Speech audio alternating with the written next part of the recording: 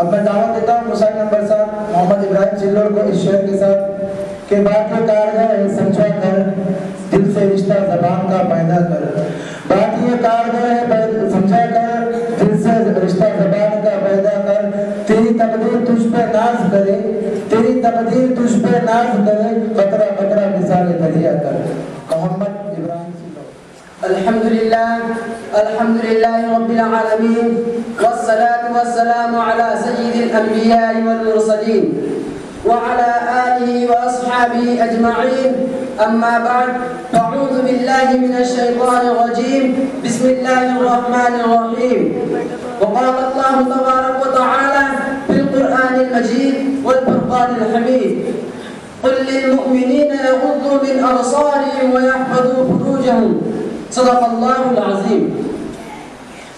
کبھی انٹرنیٹ چلاتا ہے کبھی فیس بک چلاتا ہے کبھی انٹرنیٹ چلاتا ہے کبھی فیس بک چلاتا ہے.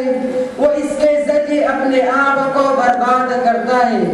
اسے کہہ دو اسے کہہ دو اس کا ذرہ ذرہ انسان کو ہلاک کرتا ہے.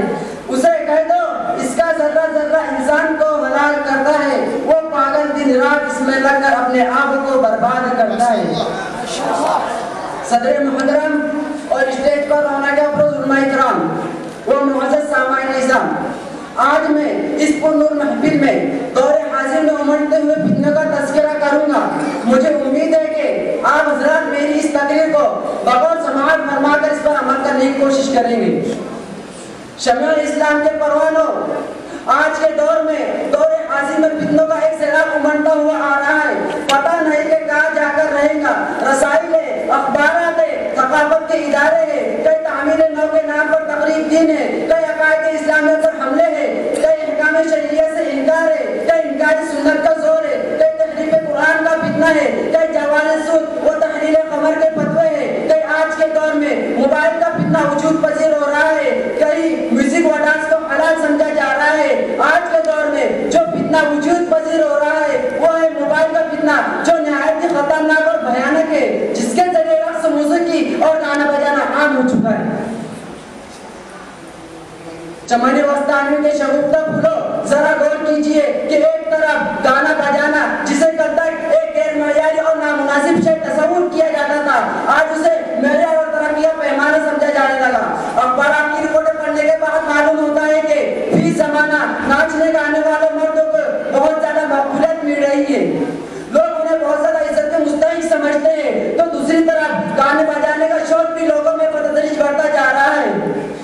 ایسا لگتا ہے کہ اگر یہی حال آگے رہا تو عریانت و فحاشیت خطرناک حد تک بڑھ جائے گی، جس میں انسانی قدروں کی بڑے پیمانے پر پامالی ہوگی، جس کی وجہ سے بے انتہائی خطرناک روپ میں اس کے نتائج ظاہر ہوں گے. اسی وجہ سے شاعر نے کیا خوب کہا ہے، ستون بربادی کا ہے موبائل اے عزیزو، ستون بربادی کا ہے موبائل اے عزیزو، چاہتا کو تم کمزور اس کو بنا لو. وہ سبھی دینداری کو نفرت موبائل سے، وہ سبھی دینداروں کو نفرت موبائل سے، اللہ دے سبھی کو ہدایت، اپنے آپ کو اس سے بچا لو. حضرات گرامی، ناچنا گانا چاہے ریڈیو پر ہو یا ٹی وی پر یا پروگرام میں ہو یا مختلف قسم کے تقریروں میں، بہرحال انسانیت کے لیے نقصان دہ ہے. اس کا سب سے بڑا نقصان تو یہ ہے کہ اس سے بے حیائی کو فروغ ہوتا ہے اور انسانی وقار کی دھجیاں اڑ جاتی ہے. اس لیے اسلام میں ناچنا گانا ناجائز اور حرام ہے. اس لیے اسلام میں رقص موسیقی اور ناچنا گانا ناجائز اور حرام ہے. اس کا اندازہ اس بات سے لگایا جا سکتا ہے کہ جہاں کہیں بھی رقص موسیقی عام ہو جاتا ہے وہاں بعید ہے کہ عذاب خداوندی نازل ہو جائے. اسی وجہ سے شاعر نے کیا خوب کہا ہے، مسلمانوں جاگ اٹھو ابھی بھی وقت باقی ہے، مسلمانوں جاگ اٹھو ابھی بھی وقت باقی ہے، انٹرنیٹ کی دنیا سے نکلو ابھی بھی وقت باقی ہے. مسلمان فتنے میں پڑ کر پہنچ چکا ہلاکت کے دہانے پر، مسلمان فتنے میں پڑ کر پہنچ چکا ہلاکت کے دہانے پر، مسلمان جہنم کی شدت سے بچو ابھی بھی وقت باقی ہے. حضرات گرامی، دور حاضر میں دشمنان اسلام اور یہودی تحریکوں کا سب سے زیادہ زور اسی امروں پر مرکوز ہے کہ ایسے آلات بنائے جائے جو ایمان والوں کے دل سے نور ایمان کو سلب کر لے. چنانچہ انہوں نے آج کی اس دنیا میں دور حاضر میں ایک محرک آلہ انٹرنیٹ اور فیس بک اور واٹس ایپ کے نام سے ایجاد کیا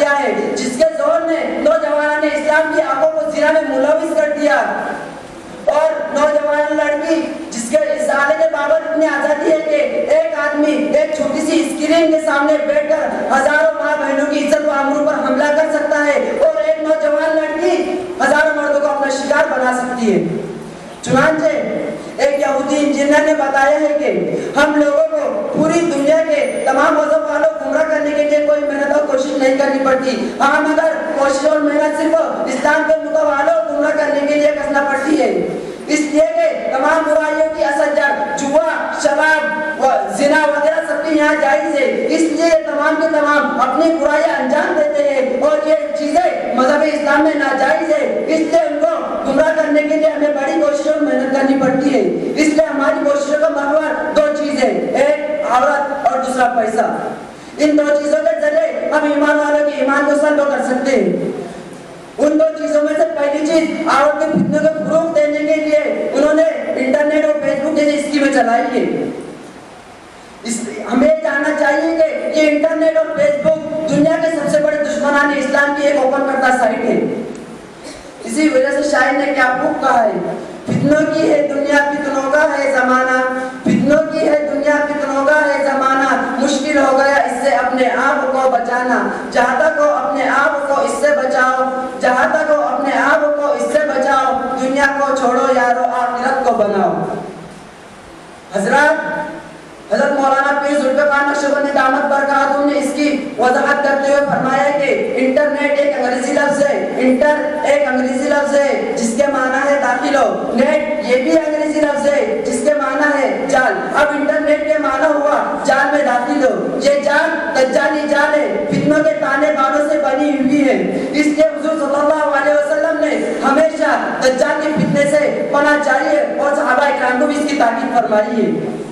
मगर अफसोस अफसोस आज का मुसलमान अपना सारा वक्त इसी दज्जाली जाल में खपा रहा है। मैं आखिर एक शेर पर कहकर अपनी तकरीर खत्म करता हूँ। पूछेंगे अहले जन्नत साकिनाने नार, पूछेंगे अहले जन्नत साकिनाने नार, तुम क्यों यारा जो आलम में रहे। देंगे जवाब हम थे फंसे दज्जाली जाल, देंगे जवाब हम थे फंसे दज्जाली जाल, इस और हम अज़ाब नार को झुठलाते रहे। वाखिर दावाना अनिल हम्दुलिल्लाहि रब्बिल आलमीन।